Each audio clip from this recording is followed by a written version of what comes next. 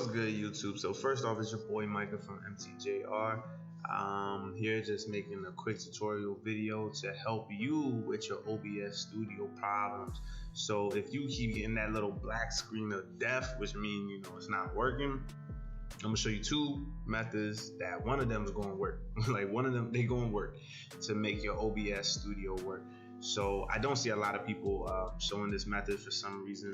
I don't know why, I guess.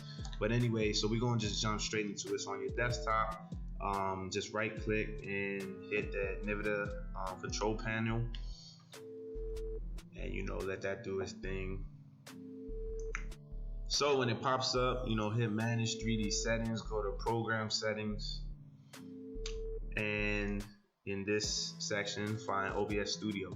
If it's not there, don't start crying, man. Just hit add, find it here. Oh, can't find it? Don't start crying, man. Hit browse and go to your C, program files, OBS Studio, your bin, and then you should either go to 64 or 32-bit. Now, a quick way to know which one you have, you can either open the file explorer, or you can type this PC in this area there, it doesn't matter anyway. So on this PC, properties, and right there 64-bit, obviously.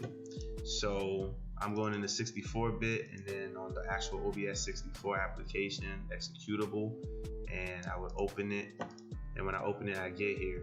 When it's here, I would just press this, and a lot of people say select integrated graphics. It doesn't make sense. I have a whole entire standalone graphics card. Why would I get the integrated graphics? Anyway, so high performance NVIDIA processor, apply that. After you go ahead and apply that, it do its thing or whatever, and that's set. If this is still black, remove any of these sources that you have and then add them back. If it's still black, close out OBS, come back in. If it's still black at that point, all you're gonna do is come down here to this handy dandy area, go to your settings, and inside settings we're going to system, display, scrolling all the way down, graphics settings. Mine is already here, which is why my OBS Studio works. But you're gonna go to browse, and same thing, you're gonna go to this PC, C drive, program files, or program 86, wherever you installed your OBS Studio, bin, and then the bit for your PC. Mine's being 64, add it, and then when you add it, just click on it, hit options, put power saving, save it, and once you do that, your OBS Studio will work. I promise you it will work.